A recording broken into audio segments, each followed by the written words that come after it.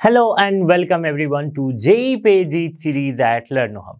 मैं हूं अद्रिज और मेरे साथ आप पढ़ रहे हो physics for JEE only at learnohub.com, जहां पे आपको मिलते हैं मैथ्स, फिजिक्स, केमिस्ट्री, बायो के सभी चैप्टर्स के सभी वीडियोस बिल्कुल फ्री ओनली एट learnohub.com।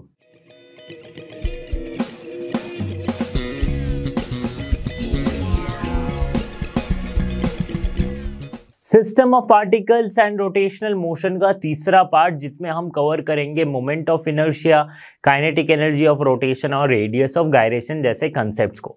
ठीक है, इससे पहले हमने सेंटर ऑफ मास और टॉर्क के बारे में बात कर लिया है इसके पहले के दो पार्ट्स में, तो वो आप वीडियो जरूर जाके देखो एक बार। ओके, तो चलिए शुरू करते हैं इस चैप्टर को।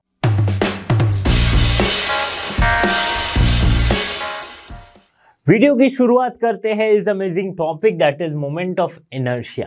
इससे मोमेंट ऑफ इनर्शिया, इनर्शिया का मतलब क्या होता था? देखो, जब हम ट्रांसलेशन में इनर्शिया पढ़ते थे तो इनर्शिया का क्या मतलब होता था कि ये एक बॉडी या फिर एक ऑब्जेक्ट की टेंडेंसी है कि वो अपने rest of state of rest या फिर स्टेट ऑफ यूनिफॉर्म मोशन को हमेशा अटेन करना चाहिए या फिर हमेशा उसी स्टेट में रहना चाहती है, राइट।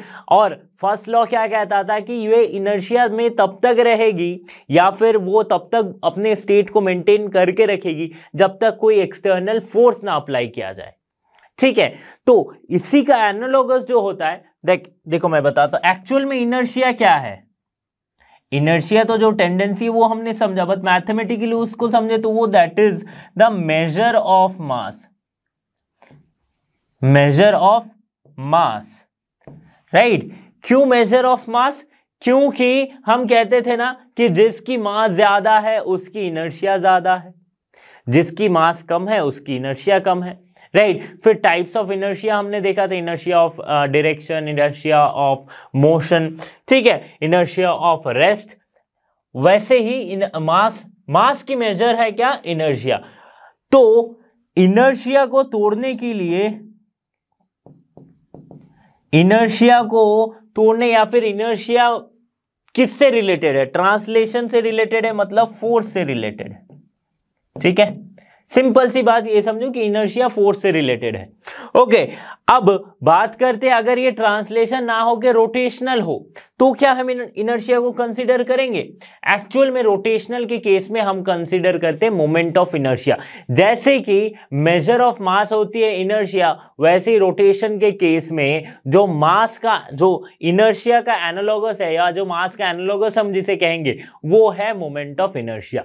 तो मोमेंट ऑफ इनर्शिया किस पे डिपेंड करती है? एक एक्सिस ऑफ रोटेशन पे डिपेंड करती है। जैसे कि ये दो व्हील्स आप देख सकते हो, ये दोनों के एक्सिस और रोटेशन अलग अलग है, बट ये ऑब्जेक्ट तो सेम है। इसकी मास अगर मैं बात करूं, मास सेम है, तो ये ऑब्जेक्ट एक एक्सिस है जो है perpendicular to the plane of the board, और ये एक एक्सिस है जिसके अलोंग ये रोटेट किए जा रही है, राइट। तो दोनों की एक्सिस अलग अलग है, इसीलिए रोटेशन का फॉर्म भी अलग हो रहा है ना। तो इस पे डिपेंड करती है क्या? Moment of inertia. तो समझते हैं मोमेंट ऑफ इनर्शिया क्या है। Moment of inertia of a body about a given axis is defined as the sum of product of mass, sum of the product of masses of each particles and the square of their distance from the axis of rotation। ठीक है, इसको समझते हैं कि suppose कोई एक rigid object है, ठीक है, एक रिजिड ऑब्जेक्ट है और इसे हम रोटेट कर रहे कुछ इस एक्सिस में, ठीक है, इस एक्सिस से इसे रोटेट किया जा रहा है इस तरह से, ठीक है, फाइन। तो ये कैसे रोटेट होगा? ऐसे ऐसे रोटेट होगा, राइट, इस तरीके से रोटेट हो रहा है। एक्सिस क्या है? ये वाला। अब इसमें बहुत सारे पॉइंट्स है, जैसे कि ये P1 पॉइंट हो गया, ये है P2 पॉइंट, पार्टिकल्स है। सपोज करते ये P3 पार्टिकल है, ये है P4 पार्टिकल, राइट। तो मोमेंट ऑफ इनर्शिया क्या कहता है? मोमेंट ऑफ इनर्शिया को डिनोट करते हैं हम आई से, ठीक है। किससे डिनोट करते हैं? आई।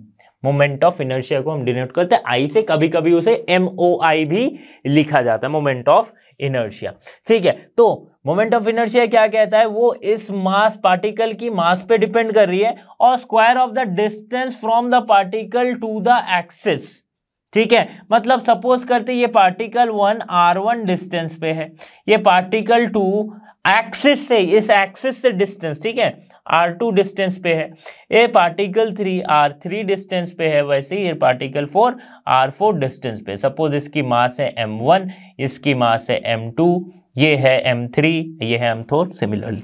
तो मोमेंट ऑफ इनर्शिया जो होगी वो क्या होगी, सम ऑफ ईच पार्टिकल का मास m1 r1 square plus m2 r2 square plus m3 r3 square plus dot dot dot, ऐसे ही n पार्टिकल सिस्टम हो।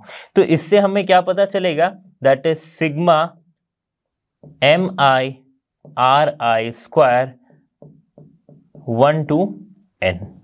This is moment of inertia, ठीक है, मोमेंट ऑफ इनर्शिया। अभी अगर मैं पूछूं कि एक्सिस पे सर कैसे डिपेंड कर रही है, देखो जैसे इसकी एक्सिस अगर मैं चेंज करता हूं कि सपोज इसके एक्सिस में बना देता हूं बीच से ये रोटेट कर रही है कुछ इस तरह से, तब ये r1 r2 चेंज हो जाएगा। p2 के लिए कौन सा, ये हो जाएगा p2 r2, ये हो जाएगा r1, ये हो जाएगा r3। तो ये डिस्टेंस भले ही पार्टिकल्स की जो मास है वो सेम है, ठीक है, मैं कंसीडर करता हूं ईच पार्टिकल की मास है वो सेम है, बट ये जो डिस्टेंस है वो चेंज हो गया, right, distance from that particle to the axis ये चेंज हो जाएगा, तो इसकी स्क्वायर में भी चेंज आएगी। तो इसीलिए मोमेंट ऑफ इनर्शिया जो है वो डिपेंड करती है किस पे,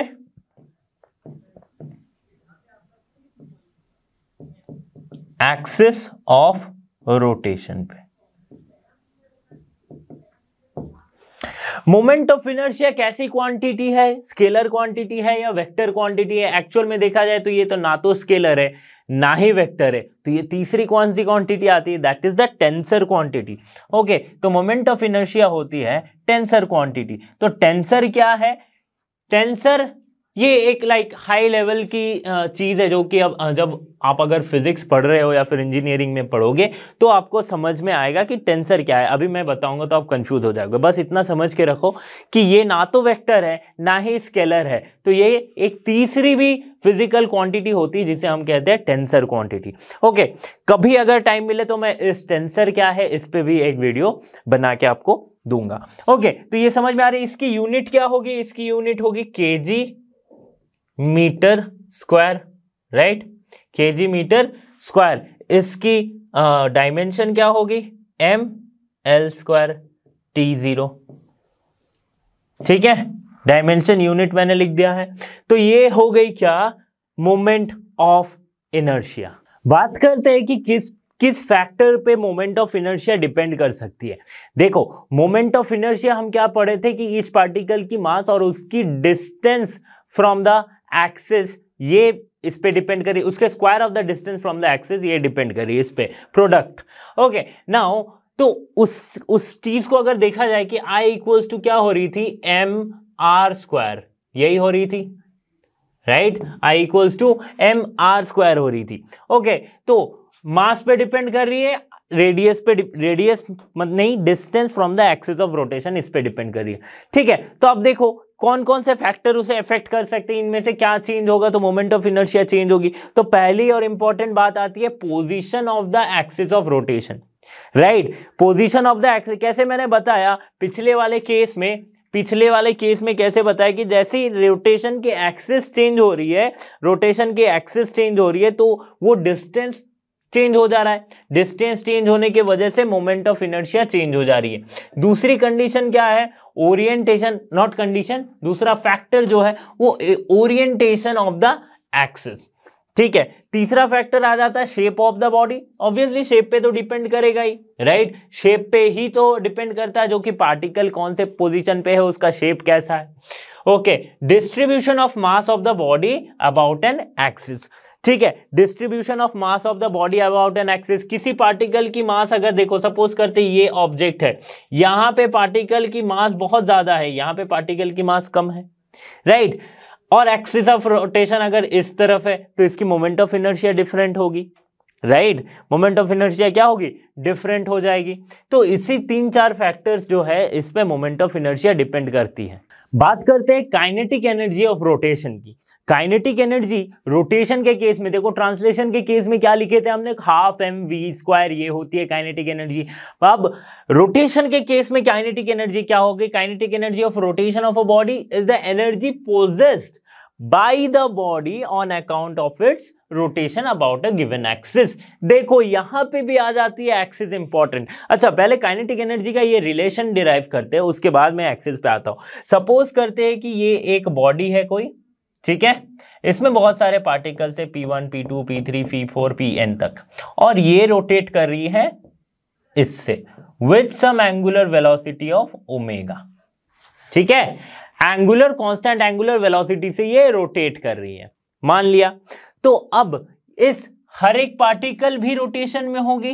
ये जैसे P1 पार्टिकल है, ये भी रोटेशन में, ये P2 पार्टिकल है, ये इस एक्सिस के अलोंग, ये भी रोटेशन में, ये P3 पार्टिकल, ये भी रोटेशन, P4 पार्टिकल, ये भी रोटेशन, राइट।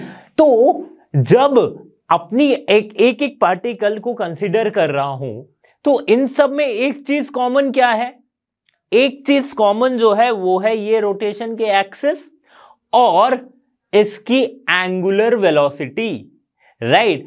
अगर एक ऑब्जेक्ट एंगुलर किसी कांस्टेंट एंगुलर वेलोसिटी से मूव कर रही है तो उसकी हर एक पार्टिकल हर एक पॉइंट उसी एंगुलर वेलोसिटी से रोटेट करेगी। पर जो चेंज आती है वो किसमें, वो लीनियर वेलोसिटी पे आती है। क्यों, क्योंकि linear velocity v equals to होती है r ओमेगा, ठीक है, आर ओमेगा ये होती है लीनियर वेलोसिटी। तो लीनियर वेलोसिटी डिपेंड किस पे करती है, एंगुलर वेलोसिटी से जो कि कांस्टेंट है, और किस पे डिपेंड कर रही है, रेडियस पे, रेडियस नहीं distance from the axis of rotation. तो P1 अगर ये है तो इसकी R1 ये होगी, इसकी R2 ये हो जा रही है, ये है हो जा रही है R3। तो भले ही हर एक पार्टिकल की एंगुलर वेलोसिटी सेम हो लेकिन लीनियर वेलोसिटी अलग अलग है। तो अगर मैं P1 P2 P3 ऐसे Pn पार्टिकल्स की लीनियर वेलोसिटी को लिखूं तो कैसे लिख सकता हूं, V1 equals to R1 omega, V2 equals to R2 omega, V3 equals to R3 omega and so on, Vn equals to Rn omega, ठीक है, ये हम लिखें। अब काइनेटिक एनर्जी क्या होती है भैया, काइनेटिक एनर्जी होती है के E equals to half mv²। तो हर एक पार्टिकल के अगर मैं लिखूं सो हाफ m1, P1 की मास m1, P2 की m2 m3 ऐसे हमने कंसिडर कर लिया, considering mass m1 m2 m3 and so on, ठीक है। तो m1 v1² plus m2 v2² plus half m3 v3², right, and so on half mn vn²। तो ये हमने काइनेटिक एनर्जी लिखा। अब इसमें क्या करो, जो v1 वाली वैल्यूज है ये उसको पुट कर देते हैं, वेलोसिटी की जो वैल्यूज है। सो काइनेटिक एनर्जी कैसे चेंज हो जा रहा है, half r1² ω1² plus half m2 r2² ω2², ठीक है, और and so on half mn rn² ω_n², ठीक है, ये हो गई बात। अब देखो इसे थोड़ा सजा के लिखते हैं कि अगर मैं समेशन ले लेता हूं, किसका समेशन लूंगा, दैट इज ओके ना, ओमेगा इज सेम ना, तो हमने ω1 ω2 लिख दिया है, ये तो बड़ी मिस्टेक कर दी थी मैंने, ठीक है, क्योंकि एंगुलर वेलोसिटी तो सेम है, पूरा एनर्जी का कंसेप्ट का आधार तो यहीं से हो रहा है कि भैया एंगुलर वेलोसिटी सेम है। तो अगर मैं समेशन करूं किसका, हाफ ओमेगा को बाहर रख के समेशन कर रहा हूं मैं किसका, mi ri² i equals to 1 to n। तो ये मुझे कुछ जाना पहचाना लग रहा है, यही तो मोमेंट ऑफ इनर्शिया होती है। तो काइनेटिक एनर्जी किसके बराबर हो गई? काइनेटिक एनर्जी बराबर हो गई हाफ आई, अच्छा ये ओमेगा स्क्वायर है ना, हाफ आई ओमेगा स्क्वायर के बराबर हो गई। ठीक है, तो यहां पे मैं सिंपली लिख रहा हूं kinetic energy that is equals to half I omega square. ठीक है, समझ में आ गई बात कैसे हमने डिराइव किया? ठीक है, आर M1 MI स्क्वायर, यही तो टोटल मोमेंट ऑफ इनर्शिया होती है अबाउट सम एक्सिस। ठीक है, अब देखो एक्सिस पे मैं कह रहा था काइनेटिक एनर्जी एक्सिस पे डिपेंड करती है। कैसे? कि सपोज यही जो ऑब्जेक्ट है इसको मैं दूसरे एक्सिस पे रोटेट करवाता हूं सेम एंगुलर वेलोसिटी ओमेगा से, राइट? बस ये एक्सिस चेंज होगी। सपोज करते ये ए एक्सिस था, ये हो गई बी एक्सिस। तो अब चेंज क्या आएगी? तो अब चेंज जो आएगी वो आएगी किस में? वो आएगी इसकी मोमेंट ऑफ इनर्शिया पे। तो मोमेंट ऑफ इनर्शिया यहाँ पे आई डैश होगी। तो यहाँ पे जब नई काइनेटिक एनर्जी लिखी जाएगी that is kinetic energy dash, तो ये क्या हो जाएगा? Half I dash omega square. तो अल्टीमेटली देखो काइनेटिक एनर्जी भी एक्सिस पे डिपेंड कर रही है, हेंस बिकॉज ये मोमेंट ऑफ इनर्शिया पे डिपेंड करती है। तो भले ही एंगुलर वेलोसिटी सेम हो लेकिन काइनेटिक एनर्जी डिफरेंट हो सकती है because it depends on the axis of rotation. तो ये गलती कभी मत करना जैसे कि हम ट्रांसलेशन मोशन में करते हैं, गलती नहीं करते हैं क्या कि अगर वेलोसिटी सेम है, मास सेम है, तो kinetic energy half mv square that will be same. Okay, तो रोटेशनल मोशन के केस में क्या हो रहा है? काइनेटिक एनर्जी वो मोमेंट ऑफ इनर्शिया पे डिपेंड कर जा रही है। आगे बढ़ते हैं और रेडियस ऑफ गायरेशन को समझते हैं। बहुत लोगों को इसमें डिफिकल्टी होती है कि ये कौन सी नई चीज आ जाती है, रेडियस ऑफ गायरेशन। गायरेशन कौन सा? गायरेशन, जायरेशन, कोई कोई इसके वर्ड में भी कंफ्यूजन होती है, राइट?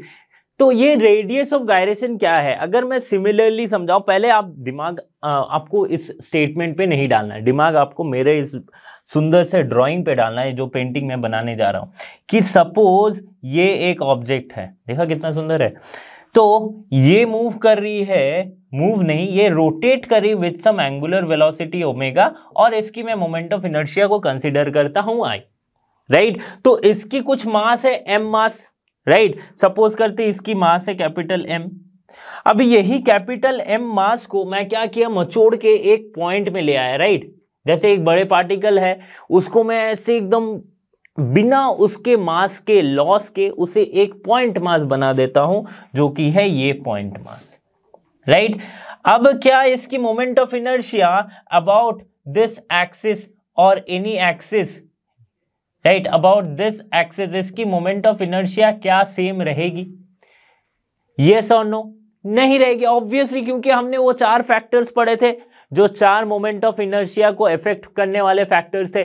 उसमें क्या था? Orientation of the axis, right? और क्या था? मास of the shape of the object. Shape of the object तो यहाँ पे चेंज हो गया, मैंने मोमेंट पॉइंट को कंसिडर कर लिया है, सॉरी इस पूरे मास को एक पॉइंट कंसिडर कर लिया, बट मास सेम है, मास सेम है, राइट? अब अगर मास सेम है तो इसकी मोमेंट ऑफ इनर्शिया क्या हो जा रही है? यहां पे इस पॉइंट पे कुछ चेंज होके हो जा रही है आई डैश, राइट? तो मैं इस पॉइंट को कुछ ऐसे एक्सिस से रोटेट करवाता हूं जहां पे शायद इसकी मोमेंट ऑफ इनर्शिया और अभी की मोमेंट ऑफ इनर्शिया सेम हो जाए। तो सपोज करता हूं मैं कुछ इस एक्सिस से कैसे भी इस पॉइंट मास को रोटेट करवा रहा हूं, राइट? कोई एक एक्सिस मुझे मिला जहां से मैं अगर रोटेट करवाऊं इस पॉइंट मास को तो मुझे जो मोमेंट ऑफ इनर्शिया पहले मिल रही थी वैसे ही सिमिलर मिलेगी, राइट? तो इस केस में इस पॉइंट मास m से जो एक्सिस की डिस्टेंस है उसे हम कहेंगे क्या? Radius of gyration. समझ में आ रही है बात? अब मैं समरी इसका बताता हूं कि मैं अभी तक क्या समझाना चाह रहा था। कि सपोज एक मास है, उसे हम एक पॉइंट मास कंसीडर कर लेते हैं ऑफ द सेम मास, ठीक है? m मास की एक ऐसी ऑब्जेक्ट थी, इसे ही हमने एक पॉइंट मास कंसीडर कर लिया m। अब इसकी बीच से कोई एक्सिस थी या कोई भी एक्सिस पे इसकी मोमेंट ऑफ इनर्शिया आई थी। मुझे इसी आई मोमेंट ऑफ इनर्शिया को पाने के लिए इस ऑब्जेक्ट को किसी एक डिस्टेंस पे रखना पड़ेगा वहां से अगर उस एक्सिस के अबाउट रोटेट करूं तो मुझे जो पहले मोमेंट ऑफ इनर्शिया थी वही अभी मिलेगी। तो उस एक्सिस से इस पॉइंट मास की जो डिस्टेंस है जिसे हम कंसिडर करते हैं के, और इसे हम कहते हैं क्या, radius of gyration. Radius of gyration is represented by के। अब स्टेटमेंट पढ़ते हैं। The radius of gyration of a body about a given axis in the perpendicular distance of a point P from the axis. Okay, point P from the axis, perpendicular distance, ऐसा distance नहीं, perpendicular distance, ठीक है, ये distance. Okay, where if the whole mass of the body were concentrated, the body shall have the same moment of inertia as it has the actual distribution of masses. It is represented by K. Radius of gyration को K से represent किया जाता है। ठीक है, तो समझते हैं थोड़ा radius of gyration क्या होती है। कि सपोज करते हैं यहाँ पे P1, P2, P3, P4 ऐसे बहुत सारे पार्टिकल्स है, P3, P4, जिसकी मासेस क्या है, सबकी मासेस हमने क्या मान लिया, सबकी मासेस को मान लिया है इक्वल डिस्ट्रीब्यूशन ऑफ मासेस है, मतलब सबकी मासेस हमने m मान ली है। ओके, तो इक्वल मासेस, P1 भी m मास का है, P2 भी m का है, P3 भी m का है, P4 भी m का है, कुछ भी हो। ठीक है, अब देखो इसकी जो मोमेंट ऑफ इनर्शिया होगी mi ri m1, sorry this is m1 r1 square, not okay. अच्छा, m1 तो m मान m लिखा है ना, राइट, तो सिंपली मैं m लिखता हूं, small m r1 square plus m r2 square and so on m rn square. ठीक है, अब मैं क्या कर रहा हूं, सारे मासेस को अगर मैं कॉमन ले लूं, ये m, so we will be like r1 square plus r2 square plus r3 square and so on rn square. ठीक है, अब देखो ये तो एक पार्टिकल की मास है स्मॉल m जिसे हमने कॉमन ले रखा है, राइट, मतलब सारे पार्टिकल की मास ही स्मॉल m। अगर मुझे इस टोटल मास निकालना हो इस ऑब्जेक्ट का तो मैं कैसे निकालूंगा, तो देखो एक की मास अगर स्मॉल m है तो n नंबर की मास क्या होगी, दो की मास क्या होगी 2m, तीन की मास क्या होगी 3m, वैसे n नंबर ऑफ पार्टिकल्स है तो उसकी मास क्या होगी n into m।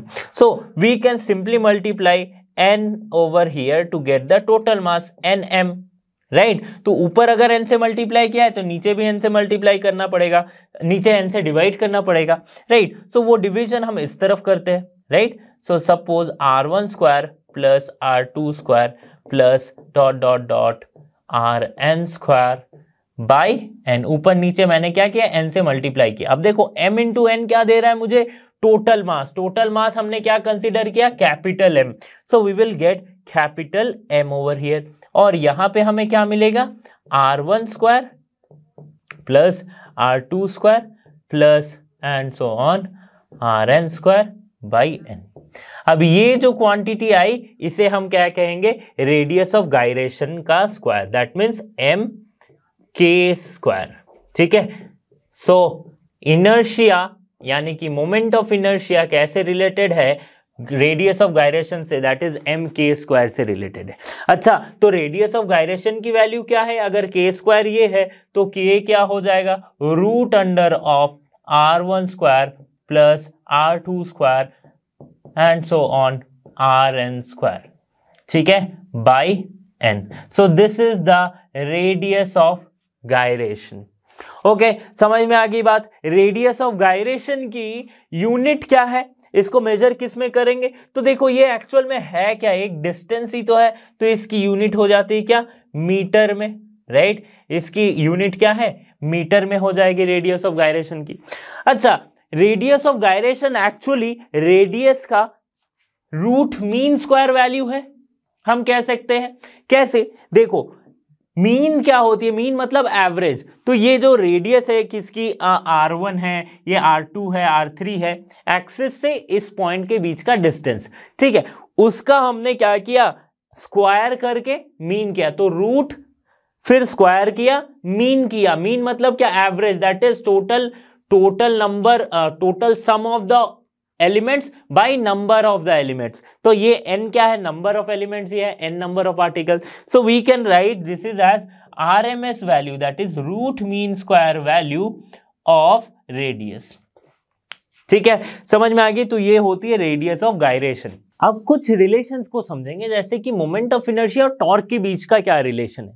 तो देखो टॉर्क एक्चुअली क्या है, जो रोटेशन को कॉज कर रहा है, राइट, और टॉर्क रिलेटेड है एंगुलर एक्सीलरेशन से, राइट। हम क्या कह रहे थे कि जब नेट टॉर्क जीरो हो, इसका मतलब वो कांस्टेंट एंगुलर वेलोसिटी से मूव कर रही है, बट उस पे अगर कोई एक्सटर्नल टॉर्क लगे तो वो कुछ एक्सीलरेशन से मूव करने लगती है, and that is called the angular acceleration. जैसे फोर्स क्रिएट्स एक्सीलरेशन, वैसे ही टॉर्क क्रिएट्स एंगुलर एक्सीलरेशन। ठीक है, तो सपोज करते हैं कि कोई ऐसा एक ऑब्जेक्ट है उटपटांग सा, और वो किसी एक्सिस के अलोंग रोटेट करिए, but not with constant angular velocity, with, because इस पे कुछ टॉर्क लग रहा है, नेट टॉर्क इसका जीरो नहीं है, तो इसका मतलब क्या है, ये कुछ एंगुलर एक्सीलरेशन अल्फा से रोटेट कर रही है। तो इसमें जो सारे पार्टिकल्स होंगे, सपोज करते P1 P2 P3 P4 करके जो सारे पार्टिकल्स होंगे, P2 P3 Pn, राइट, इन सारे पार्टिकल्स की एंगुलर एक्सीलरेशन क्या होगी, सेम होगी, बट लीनियर एक्सीलरेशन क्या सेम होगी, बिल्कुल नहीं होगी, क्योंकि लीनियर एक्सीलरेशन जो है a, वो होती है r इंटू अल्फा। ये तो हम पढ़ते आ रहे, राइट, तो r इंटू अल्फा। अब इसका मतलब हर एक पार्टिकल की एक्सीलरेशन, लीनियर एक्सीलरेशन की बात कर रहा हूं, वो डिफरेंट है। तो हर एक पार्टिकल का अगर लीनियर एक्सीलरेशन डिफरेंट है, तो जो फोर्स है एक पार्टिकल पे, जो फोर्स की बात कर रहा हूं, टॉर्क की नहीं, फोर्स जो है वो भी डिफरेंट होगा, because force is equal to mass into acceleration. समझ में आ गई बात। अब देखो बात करते हैं अगर इसके मास की, राइट, तो हर एक पार्टिकल के अलग अलग मास है, मान लेते हैं m1 m2 m3 and mn। ठीक है, तो उस हर एक पार्टिकल की मास है suppose m1 m2 m3 and so on mn। ठीक है, तो ये मासेस है, और इनकी जो एक्सीलरेशन है उसको मैं कैसे लिख सकता हूं, a1 a2 a3 and so on an, right. तो लेट अस राइट a1 क्या होगा, r1 अल्फा, राइट। r1 क्या है, एक पॉइंट से इसकी डिस्टेंस, राइट, एक्सिस तक का डिस्टेंस, ये है r1, right, r3, right, Rn, जो भी n नंबर ऑफ पार्टिकल्स है उसकी बात कर रहा हूं। सो लाइक दिस, a2 क्या हो जाएगी, r2 अल्फा, a3 क्या हो जाएगी, r3 alpha, and so on an will be Rn alpha. ठीक है, तो ऐसे अगर लिखा जाए तो फोर्स क्या हो जाएगा, फोर्स होती क्या, मास इनटू एक्सीलरेशन। सो F1 मतलब फर्स्ट पार्टिकल जो फोर्स एक्सपीरियंस करेगा वो क्या हो जाएगा, m1 a1 m2 a2 m3 a3 and so on mn an। Okay, mn an। ये क्या हमें दिखा रहा है, ये हमें ये बता रहा है कि ये जो F1 plus F2 plus F3 plus Fn, ये टोटल अगर मैं फोर्स करूं तो मुझे नेट फोर्स मिलेगा, राइट। क्या मिलेगा, नेट फोर्स मिलेगा। तो उसको मैं कैसे लिख सकता हूं, सपोज लिखता हूं टोटल फोर्स, और इसे लिखते हैं F, कैपिटल F लिखते हैं, ठीक है, सिर्फ F लिखते हैं। F इक्वल्स टू क्या हो जाएगा, ये F क्या है, summation of F1 plus F2 plus F3 plus F4। तो ये क्या हो जाएगा, यहां पे समेशन ऑफ M1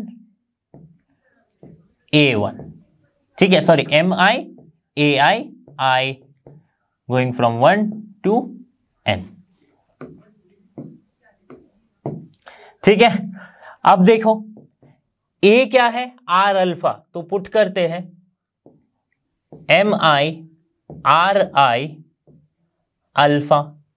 ठीक है, अब ये F है, इसमें अगर मैं RI दोनों तरफ मल्टीप्लाई करूं, देखते हैं F आर आई, मल्टीप्लाई मैंने किया, ठीक है, यहां पे भी सेम मल्टीप्लाई करूंगा तो क्या आ जाएगा, एम आई आर आई का स्क्वायर अल्फा, ठीक है। तो ये हमें क्या दे रहा है, फोर्स आर आई मतलब डिस्टेंस है, दैट इज द कोई भी एक ith पार्टिकल मतलब जो सम है उसका डिस्टेंस है कहां तक, रेडियस तक, परपेंडिकुलर डिस्टेंस। ये सारे जो भी डिस्टेंस मैंने लिख रखा है ये एक्चुअली एक्सिस से परपेंडिकुलर डिस्टेंस ही है, ठीक है। तो ये क्या हो जाती है, ये होती है torque, force into the perpendicular distance is torque, और ये क्या हो जाएगी, M I R I square. इसको अगर ध्यान से देखो तो ये क्या है, मोमेंट ऑफ इनर्शिया, तो ये है moment of inertia, and alpha तो कांस्टेंट है, तो torque equals to I into alpha, ठीक है, torque equals to I into alpha. तो इस तरह से टॉर्क रिलेटेड है एंगुलर एक्सेलरेशन से, सॉरी टॉर्क रिलेटेड है मोमेंट ऑफ इनर्शिया से।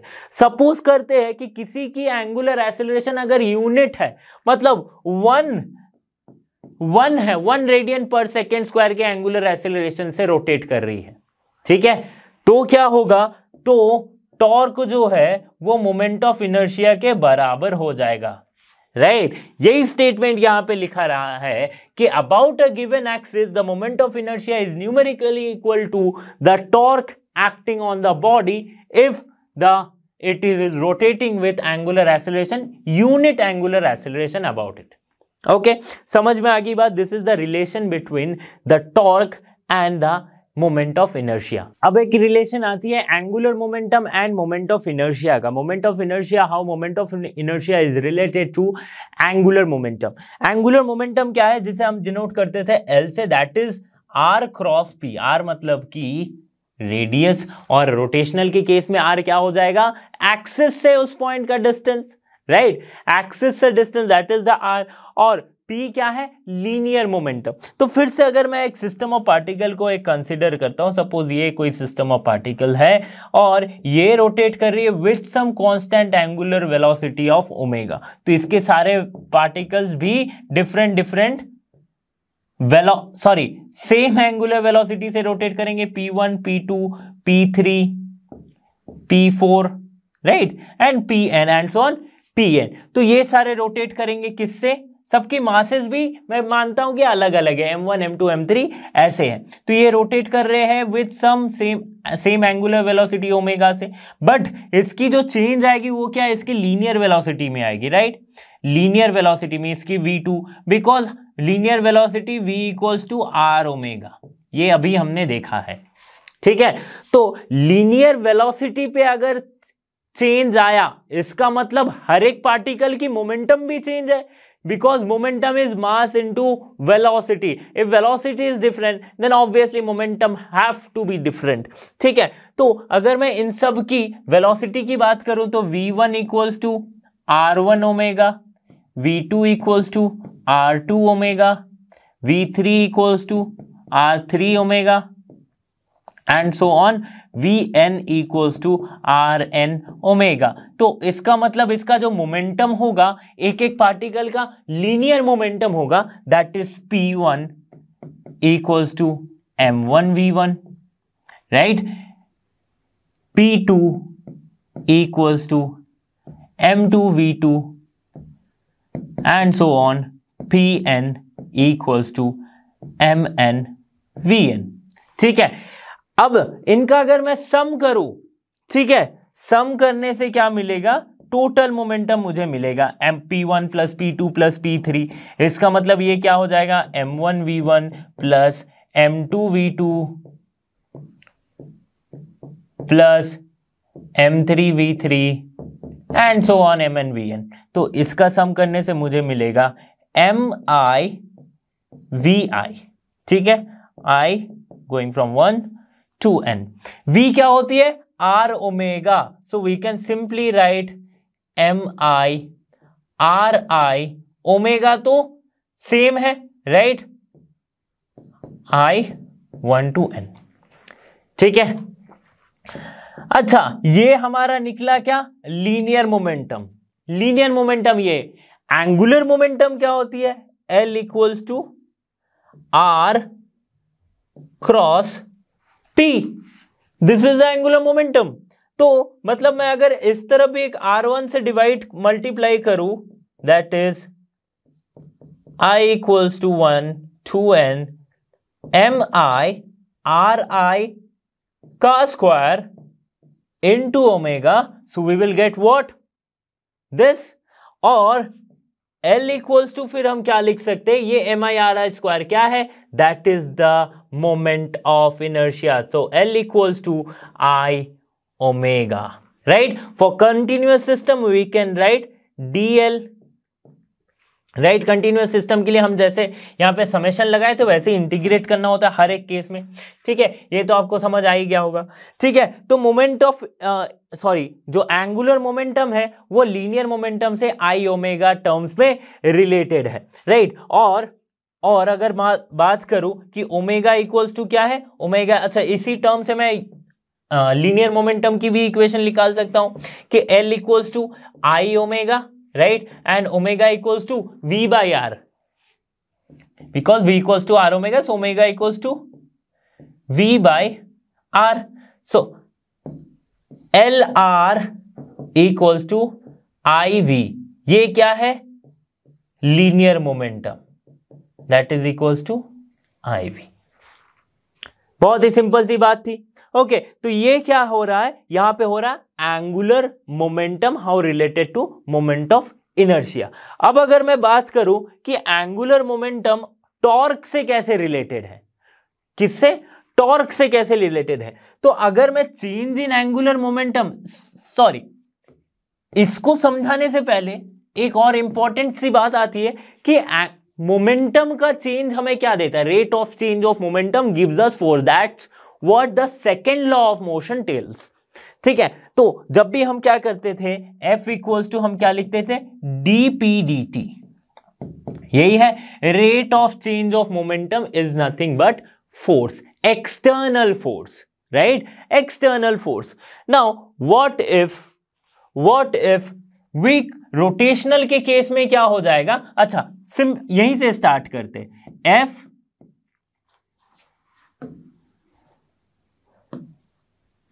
ट्रांसलेशन से हम रोटेशन पे जा रहे हैं. देखो ट्रांसलेशन में हम क्या लिखते थे, फोर्स क्या है, rate of change of linear momentum dp/dt. ठीक है, अब अगर मैं इसे टॉर्क में कन्वर्ट करना चाहूं, टॉर्क मतलब अगर ये कंसीडर करते रोटेशन के केस में, तो फोर्स इनटू परपेंडिकुलर डिस्टेंस क्या होती है, टॉर्क, राइट. तो इस तरफ भी अगर मैं r से मल्टीप्लाई करता हूं, that is dp/r dt, right.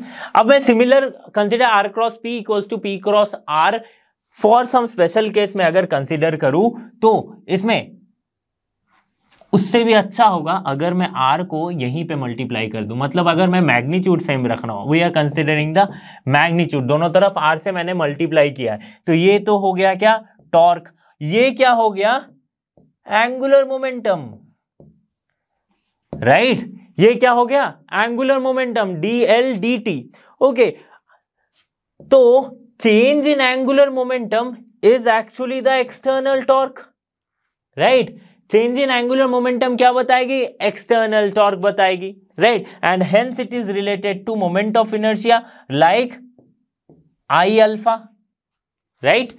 I alpha, देखो L रिलेटेड है आई ओमेगा, टॉर्क रिलेटेड है I alpha, and torque, external torque क्या है, change in angular momentum. Fine, I alpha. अगर सपोज करते हैं कि एक्सटर्नल टॉर्क 0 हुआ, मतलब एंगुलर एक्सीलरेशन कुछ है ही नहीं. अगर एंगुलर एक्सीलरेशन नहीं है, एक्सटर्नल टॉर्क अगर 0 है, तो ये चेंज इन एंगुलर मोमेंटम क्या हो जाएगी, dl/dt, ये equals to 0. And if differentiation of some quantity is 0, that means that quantity is constant, right. That quantity is constant. तो इसी को समझेंगे हम next, which is called principle of conservation of angular momentum. क्या है, angular momentum का जो rate of change of angular momentum is equals to the external torque. अगर कोई सिस्टम है जो कॉन्स्टेंटली एंगुलर वेलोसिटी से मूव कर रही है, जिसमें एक्सटर्नल टॉर्क लग ही नहीं रहा है, तो उस केस में क्या हो जाता है, dl/dt equals to 0, hence L equals to constant. Angular momentum अगर कांस्टेंट हुआ so we can say that this is the conservation of angular momentum. तो प्रिंसिपल क्या कहता है, according to this principle when no external torque acts on a system of particles, that means the total angular momentum of the system remains always constant। इसी reason के वजह से ये जो अर्थ के सन के अराउंड जितने भी प्लैनेट्स हैं उनका ऑर्बिट जो मेंटेन्ड है और एक जो प्लेन हम कंसीडर करते हैं इसी वजह से है। क्यों? क्योंकि अगर मैं इस पूरे गैलेक्सी, पूरे इस सोलर सिस्टम को एक सिस्टम मानता हूं जिस पे ये कंसीडर करता हूं कि इसमें एक्सटर्नल टॉर्क कुछ नहीं है, तो सारे के सारे जो प्लैनेट्स है वो क्या हो रही है, वो कांस्टेंट एंगुलर मोमेंटम से मूव कर रही है, right. Angular momentum is constant. Okay, so this is one of the reason for this. समझ में आ गई बात? ओके, और इससे हम ये भी डिराइव कर सकते हैं, अगर एंगुलर मोमेंटम कांस्टेंट है, कुछ भी चेंज हो, टोटल एंगुलर मोमेंटम कांस्टेंट है, तो ए टोटल एंगुलर मोमेंटम क्या है, L1 प्लस L2। ये एक एक पार्टिकल की angular momentum L3 Ln, that is constant. समझ में आ गई बात? अब इस कंजर्वेशन ऑफ एंगुलर मोमेंटम के कुछ बहुत ही इंटरेस्टिंग से एग्जांपल्स है, उसको हम देखेंगे। तो एक चीज और दिमाग में क्या रखी थी हमने कि angular momentum moment of inertia से रिलेटेड है। कैसे? अच्छा, ये तो चेंज इन एंगुलर मोमेंटम हो गया। सो और एंगुलर मोमेंटम के लिए ये हमने देखा था कि मोमेंट ऑफ इनर्शिया से कुछ इस तरह से रिलेटेड है, I into omega, right, I into omega. तो अगर ये कांस्टेंट होती है, L अगर कांस्टेंट होती है, that is the total angular momentum constant हो, तो फिर चेंज क्या हो सकती है? चेंज क्या हो सकती है? एक्सिस भी अगर सेम हो रोटेशन का तो moment of inertia constant, angular momentum constant, right. तो चेंज क्या हो सकती है? एंगुलर वेलोसिटी चेंज हो सकती है, राइट। अब इसी के बारे में जो कंजर्वेशन ऑफ एंगुलर मोमेंटम है उस पे कुछ हम एग्जांपल्स करेंगे। तो इसी प्रिंसिपल ऑफ एंगुलर मोमेंटम पे बेस्ड हमारे पास ये 3 एग्जांपल्स है, राइट। तो ये 3 एग्जांपल्स को मैं अच्छे तरीके से समझाता हूं। पहले फोकस करो आप इस पे कि यहां पे जो हेलीकॉप्टर दिख रही है आपको, राइट, ये हेलीकॉप्टर में हम अक्सर देखें कि यहाँ पे 2 प्रोपेलर्स होते हैं, राइट। ये प्रोपेलर एक जो ऊपर घूम रही है और एक साइड में जो इसके टेल पे लगी होती है, ये प्रोपेलर है। तो पहले तो समझो कि अगर प्रोपेलर ना हो तो क्या हो सकता है। सपोज करते कि मैं ये वाला प्रोपेलर यहाँ पे नहीं है, तो ये कोई मूव कर रही है विथ सम एंगुलर वेलोसिटी या फिर विथ सम एंगुलर एक्सेलरेशन। इसका मतलब ये टॉर्क जनरेट कर रही है। जो कोई भी चीजें घूमती है, क्यों घूम रही है? क्योंकि मैंने टॉर्क दिया। उसके बाद भले ही एंगुलर वेलोसिटी अगर इक्वल हो जाए, अगर कांस्टेंट हो जाए, तो हम कहेंगे क्या, इसमें एक्सटर्नल टॉर्क 0 है। तो अगर ये कुछ टॉर्क जनरेट कर रही है तो इस मशीन को भी वो नीचे घुमा देगी, है ना, वो भी उसके ऑपोजिट में घूमना चाहेगी, राइट। अगर कुछ आपके ऊपर घूम रहा है तो वो उसकी टेंडेंसी क्या है, आपको भी घुमाने का, राइट। तो अगर ये नहीं रहता तो ये मशीन भी, ये जो हेलीकॉप्टर का ये चेंबर है, ये भी घूमने लगता। तो इसी घूमने को कैंसिल करने के लिए मैंने इसके ऑपोजिट डायरेक्शन में एक और प्रोपेलर लगा दिया है जो कि इसके टॉर्क को बैलेंस आउट कर रहा है, राइट। ये अगर टॉर्क क्रिएट करेगी क्लॉकवाइज डायरेक्शन में, तो ये टॉर्क क्रिएट करके एंटी क्लॉकवाइज डायरेक्शन में इसे बैलेंस आउट कर देगी, ठीक है। तो बैलेंस आउट करने का क्या मतलब होता है कि नेट टॉर्क जो है और एक्सटर्नल नेट टॉर्क को हमने क्या किया, 0 किया। तो अगर एक्सटर्नल टॉर्क अगर EXT एक्सटर्नल टॉर्क अगर 0 होता है, इसका मतलब क्या हुआ, DL dt is 0 and that means the L is constant. तो यहां पे क्या हो गया, कंजर्वेशन ऑफ एंगुलर मोमेंटम। तो इसका एक एप्लीकेशन है ये कि जब हम देखते हैं कि लाइक हेलीकॉप्टर्स में 2 प्रोपेलर्स या फिर 2 ऐसे पंखे लगे होते हैं। दूसरे एग्जाम्पल पे आते हैं। यहाँ पे ये जो डांसर, ये जो बैले डांसर या फिर ये जो एक इवेंट होता है ओलंपिक्स में, ये क्या कर रही है, स्कीइंग इवेंट है ना। तो यहाँ पे ये जो इनका मोशन देखो, जैसे इसने अपने आर्म्स को फैलाया, राइट, अपने आर्म्स को जैसे ही फैलाया, देखो, राइट। तो इसकी एंगुलर स्पीड क्या है, इस एक्सिस के अलोंग रोटेट करे, एंगुलर स्पीड कम थी। जैसे ही अपने आर्म्स को क्लोज किया तो इसकी एंगुलर स्पीड बढ़ गई, राइट। तो एंगुलर स्पीड बढ़ जाने का मतलब, एंगुलर स्पीड कैसे रिलेटेड है एंगुलर मोमेंटम से, देखते हैं। L इक्वल्स टू होती है आई ओमेगा। तो अगर मैं कंसीडर करता हूं कांस्टेंट एंगुलर मोमेंटम है एक सिस्टम का, तो चेंज क्या हो सकती है, इन दोनों में से कोई एक चेंज हो सकता है, ये omega and hence moment of inertia. तो यहां पे मैं कंसीडर कर रहा हूं क्या, कि देखो कि L कांस्टेंट है, आई यहां पे चेंज हो रही है। कैसे चेंज हो रही है सर, आपने कहा था कि एक एक्सिस के अलोंग अगर मैं रोटेट करूं तो सेम एक्सिस के अलोंग मोमेंट ऑफ इनर्शिया कैसे चेंज हो सकती है अगर ये पार्टिकल जो मोमेंट ऑफ इनर्शिया किस पे डिपेंड कर रही है, I equals to M R square. ठीक है, तो आर जितना बढ़ेगा मोमेंट ऑफ इनर्शिया उतना बढ़ेगा। आर एक्चुअल में है क्या, एक्सिस से उस पॉइंट का डिस्टेंस। तो जैसे ही देखो आर्म्स इसने फैलाए हैं, जैसे इसने आर्म्स फैलाया है, तो आर्म्स फैलाने का मतलब क्या होता है कि इसका रेडियस जो है वो बढ़ गया, या फिर जो डिस्टेंस जो है वो बढ़ गया। अब ये बढ़ गया तो मोमेंट ऑफ इनर्शिया बढ़ गई। अब मोमेंट ऑफ इनर्शिया इसी इक्वेशन से अगर देखो तो यहां पे कैसे रिलेटेड है, omega equals to L by I, right. मतलब omega is inversely proportional to moment of inertia. तो इसका मतलब आर्म्स फैलाने से मोमेंट ऑफ इनर्शिया बढ़ गई, और मोमेंट ऑफ इनर्शिया बढ़ गई इसका मतलब एंगुलर वेलोसिटी कम हो जाएगी, है ना, एंगुलर वेलोसिटी कम हो जाएगी। तो इस केस में देखो जैसे आर्म्स फैलाए इसने, तो इसकी मोमेंट ऑफ इनर्शिया इंक्रीज हो गई। मोमेंट ऑफ इनर्शिया इंक्रीज होने का मतलब इसकी एंगुलर वेलोसिटी घट गई। और जैसे ही इसने आर्म्स को क्लोज कर लिया तो इसकी मोमेंट ऑफ इनर्शिया इस एक्सिस के अलोंग घट जा रही है ना, क्योंकि ये जो डिस्टेंस है ये कम हो जा रहा है। तो डिस्टेंस कम होने से मोमेंट ऑफ इनर्शिया घट गई, and this is related to omega. तो इसीलिए जब आर्म्स क्लोज है तो ये ज्यादा स्पीड से यानी ज्यादा एंगुलर वेलोसिटी से ये मूव कर रही है।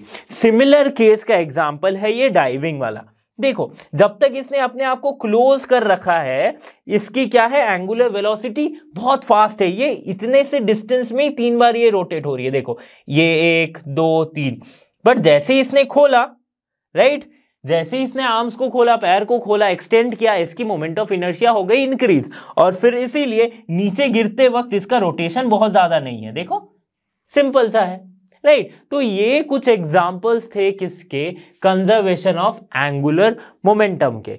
बहुत सारे एग्जांपल्स ऐसे आप देख सकते हैं, खास करके इंपॉर्टेंट ये वाला है कि कैसे मोमेंट ऑफ इनर्शिया इंक्रीज होती है तो एंगुलर स्पीड में एंगुलर स्पीड जो है, एंगुलर वेलोसिटी जो है वो कम हो जाती है। ओके, तो ये हम कैसे कह सकते हैं, क्योंकि L कांस्टेंट है। L अगर कांस्टेंट है तो I या ओमेगा में से दोनों इनवर्सली डिपेंडेंट है, राइट। तो और इस केस में हमने क्या देखा था कि एक्सटर्नल टॉर्क को 0 किया जाता है ताकि कंजर्वेशन ऑफ एंगुलर मोमेंटम हो। अब एक बहुत ही इंपॉर्टेंट टॉपिक आती है, that is the theorems of moment of inertia. इससे जेईई मेंस में काफी सारे सवाल और पूछे जाते हैं, ठीक है। Theorems of moment of inertia क्या है, so when moment of inertia of a body at any given axis is known, तो अगर हम उसके परपेंडिकुलर पे या उसके पैरेलल पे, सपोज ये वो एक पार्टिकल है या इसके अलोंग, इस एक्सिस के अलोंग हमें मोमेंट ऑफ इनर्शिया पता है, इसके पैरेलली एक और एक्सिस में अगर कंसीडर करूं तो इसके अलोंग मोमेंट ऑफ इनर्शिया हम इस थ्योरम से कैलकुलेट कर सकते हैं, या फिर इसके परपेंडिकुलरली एक एक्सिस कंसीडर करूं तो उसके अलोंग भी हम मोमेंट ऑफ इनर्शिया कैलकुलेट कर सकते हैं। तो ये दोनों थ्योरम क्या बताता है, पहले तो थ्योरम क्या है वो देखते हैं। Moment of inertia about an axis, any given axis is known, we can calculate the moment of inertia of the same body about another axis। तो अगर वो another axis जो है वो अगर parallel होता है the given axis की, सपोज करते हैं कि यहां पे जो मैं कंसिडर किया था, फिर से कंसिडर करता हूं,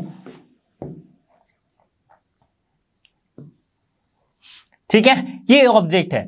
तो सपोज मुझे ये KL एक्सिस है कोई, ठीक है, इसके अलोंग मुझे मोमेंट ऑफ इनर्शिया पता है, दैट इज IKL, ठीक है। मुझे एक और axis that is AB axis, इसके अलोंग मुझे I A B moment of inertia calculate करनी है। तो मैं कैसे कैलकुलेट करूंगा? तो उसके लिए सिंपल सा जो रिलेशन है वो क्या है, I A B equals to I K L plus M D square. अब ये डी क्या है, डी की जो स्क्वायर है ये क्या है, इस एक्सिस से जो नोन एक्सिस से अननोन एक्सिस का परपेंडिकुलर डिस्टेंस है डी। नोन एक्सिस से अननोन एक्सिस तक का परपेंडिकुलर डिस्टेंस क्या है, डी है। Okay, so this is M D square. तो एम क्या है, mass of this whole thing, this is M. तो अगर मैं एक एक्सिस के अलोंग, दैट इज पैरेलल होना चाहिए, राइट, पैरेलली किसी एक्सिस के अलोंग निकालूं तो जो पुराने एक्सिस का मोमेंट ऑफ इनर्शिया प्लस उस पुराने एक्सिस से परपेंडिकुलर डिस्टेंस नए एक्सिस तक का जो है उसको अगर मैं कैलकुलेट करूं, and we can write M D square, तो मुझे मिल जाएगा moment of inertia along A B. वैसे ही अगर परपेंडिकुलर जानना हो कि सपोज ये एक ऑब्जेक्ट है, इसके एक्स एक्सिस के अलोंग मोमेंट ऑफ इनर्शिया मुझे पता है, सपोज उसे कंसीडर करते आई एक्स, राइट, और वाई एक्सिस के अलोंग भी मोमेंट ऑफ इनर्शिया पता है, दैट इज आई वाई। ठीक है, आई वाई मुझे पता है। एक्स एक्सिस के अलोंग मतलब अगर ये ऐसे रोटेट करे तो पता है, और अगर ये आई के अलोंग मतलब ऐसे रोटेट करे, ठीक है, ऐसे रोटेट करे तो भी इसकी मोमेंट ऑफ इनर्शिया पता है। अब मुझे जानना है कि जेड एक्सिस के अलोंग इसकी मोमेंट ऑफ इनर्शिया क्या होगी। तो सिंपल सी बात है, that is called the perpendicular axis theorem. तो आई जेड को हम लिख सकते हैं sum of this two axis, I X plus I Y, right. बहुत ही सिंपल सा थ्योरम है, लेकिन इस पे बेस बहुत ही अजीबोगरीब तो नहीं बोलूंगा, बट बहुत ही लाइक इंटरेस्टिंग क्वेश्चंस आपसे पूछे जाते हैं। वो सारे क्वेश्चंस हम मैथ प्रैक्टिस क्वेश्चंस में सॉल्व करने वाले, तो उसकी टेंशन आपको लेने की जरूरत है नहीं। ओके, तो ये हम दो थ्योरम्स के बारे में जाना जो कि मोमेंट ऑफ इनर्शिया को डिफरेंट एक्सिस में कैलकुलेट करने का थ्योरम्स थे। अब बात करते हैं कुछ रेगुलर शेप्स के राइट मोमेंट ऑफ इनर्शिया के बारे में। तो देखो, जैसे कि मेरे पास ये रिंग है, तो इसकी मोमेंट ऑफ इनर्शिया क्या होगी, कैसे होगी वो देखें। तो मोमेंट ऑफ इनर्शिया डिपेंड करती है एक्सिस पे। तो अगर मैं मानता हूं ये एक्सिस है इसका रोटेशन का, तो ये कुछ इस तरह से घूमेगी, और इसका मैं कंसीडर कर रहा हूं कि ये है एक्सिस ऑफ रोटेशन, मतलब इसके एक्सिस ऑफ रोटेशन कुछ इस तरह से है, तो इसके अलोंग ये राउंड जैसे एक व्हील घूमती है उसी तरह से घूमेगी, राइट। और जैसे मैंने पहले एग्जांपल में वो टायर का एग्जांपल दिया था, अब मैं इसके एक्सिस को मान रहा हूं कैसा, इसके एक्सिस का मान रहा हूं इस तरह से, राइट। तो इस तरह से करूंगा तो ये कुछ ऐसे घूमने लगेगी, राइट। पहले मैंने इसके सेंटर से माना, अब यहां से माना, राइट। तो देखो, इसके अलोंग जो मोमेंट ऑफ इनर्शिया होगी इस पॉइंट के along perpendicular to the plane of the ring, perpendicular to the plane of the ring, that is m r square। r क्या है, m है mass of the ring and r is the this radius. ठीक है, अब अगर मैं consider करूं parallel to the plane of the ring, तो parallel to the plane of the ring क्या हो जाएगी, ये होती है I इक्वल्स टू 1/2 यानी कि हाफ एम आर स्क्वायर। ठीक है, अब अगर एक तीसरा एक्सिस कंसीडर करते, इसको मैं रोक देता हूं।